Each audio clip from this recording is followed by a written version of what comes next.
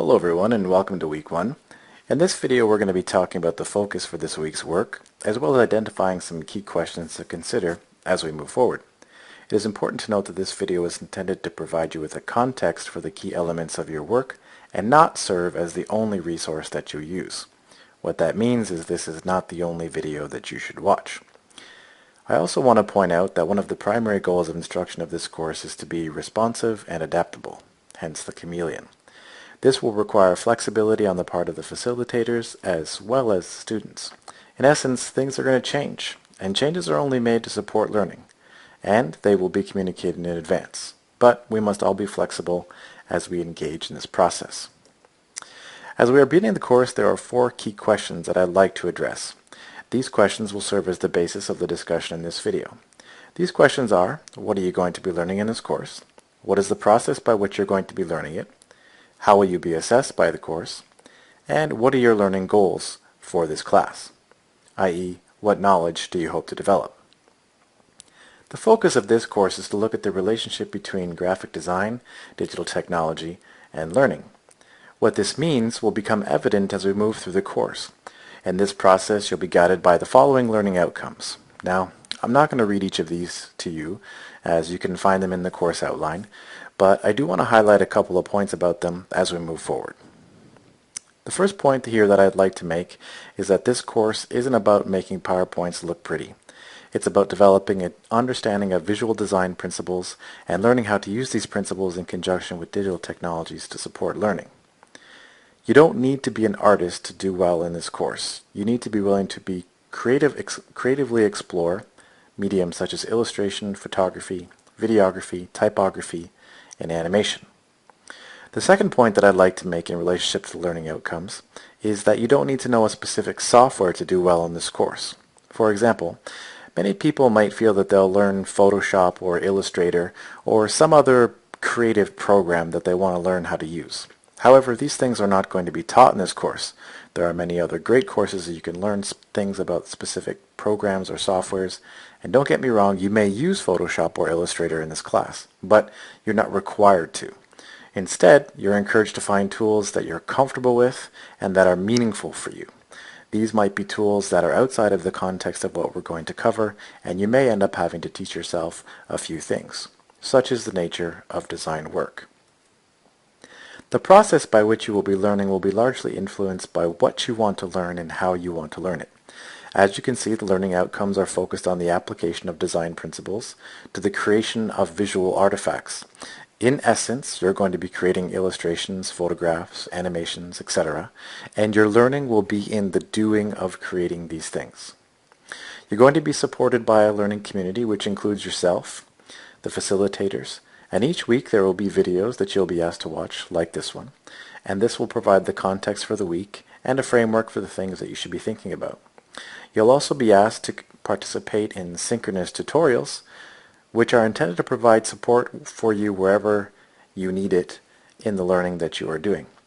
You'll also be asked to engage in synchronous discussions through the Edmodo community, as well as through some other channels of communication that we have set up, such as the class Twitter feed and blog, which will be continuously updated with stories and resources that relate to graphic design, digital technology, and learning. It's important to note here that the assessment pieces are the primary opportunities to learn, and the videos, online discussions are intended to support you in your work on your assignments. Which brings us to the next question. How will you be assessed in this course? Details about the course assignments can be found in the course assessments video, as well as in the course outline. As you will see there are 4 primary points of assessment in the course. However, what I want to point out though is that in this class our focus will be on feedback, not necessarily on evaluation. We're going to use the process of critique to provide learners with an understanding of what they are learning in their journey. Critique will involve self-assessment, it will involve peer assessment, and it will involve facilitator assessment. And it's an ongoing process. The goal here is for you to continuously engage in the evaluation of your own work so that you control your own learning journey. The next question is, how can you develop your learning goals for the course? Given that we've been talking about you establishing what you want to learn and how you want to learn it, we should think about this a little bit. Although it's important for you to become familiar with the learning objectives in the class, it's also important for you to identify what you want to learn. For example, perhaps you're entering the course looking for an opportunity to learn a new application such as Photoshop or Pixelmator. These are two programs that can be used for the purpose of photo manipulation or illustration. Or perhaps you just want to develop a better workflow for creating learning objects that you can use in instructional materials. What I'd like to point out here is that regardless of what your goals are, they should be attainable, documented, and iterative. Keep in mind that this is important for you to document what you are learning, as it will help you to gain a better sense of where you are in the course. You are also encouraged to look at the work of your peers and collect feedback from them so that you can get a better understanding of the work that others are doing in the class. Ultimately, the learning that you experience in this course is guided by you. As we move forward, I'd like to provide some of the following points for you to consider. These should be understood as platforms for you to use to figure out where you should go next and areas that you need to explore. The first one is, how are you going to document your learning and share it throughout the class? Documentation is an important aspect of this course because you're going to be asked to demonstrate that you have indeed learned something over the next 12 weeks. The portfolio assignment has been designed to help you with this process, but you are encouraged to also identify other ways to document what you are doing in a way that is comfortable for you.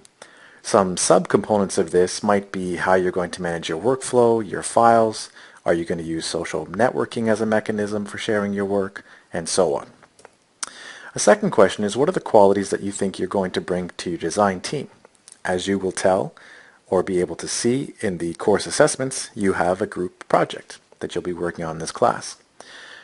In this project, you'll be working on a team, and you need to give consideration to what qualities you can bring to the team.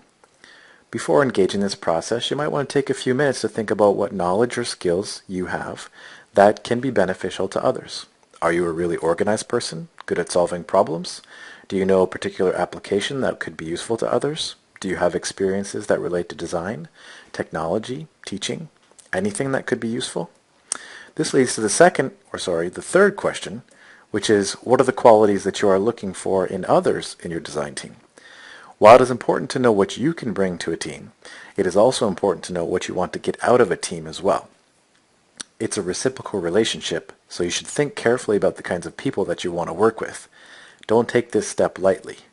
You should give careful consideration to the group because you'll be working with them over the entirety of the course. If you already know how to use an animation program, do you want to work with others who have that same skill? Or do you want to work with people who perhaps know a different program and you can learn from them? Do you want to work with people who work well under pressure? Or do you need to work with a team that is more structured and plans things in advance? It's not to say that one approach would be better than the other, just more comfortable for you. The fourth question to give consideration as you move forward is, what does your schedule look like for the term? This is your opportunity to lay things out and figure out when you're going to be busy. It's very important to take some time this week to review your schedule and identify when you will be able to do the work for the course. This includes looking at assignment due dates, exams, work commitments, personal commitments, etc.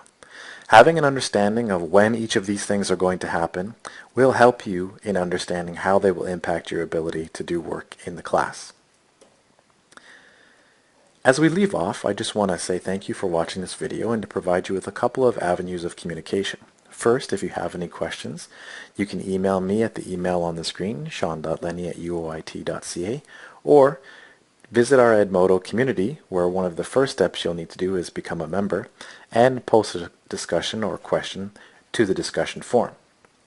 Some of the next steps that you should do after watching this video is take a look at the course outline, as well as the assignment outlines, to familiarize yourself with the expectations of the class. After you've done that, you might want to take a look at the instructor intro, the intro to course pedagogy, the intro to the course assessments, and the Edmodo welcome to get acclimated to some of the other things that we're going to be doing in the class. Thanks for watching the Week 1 Context.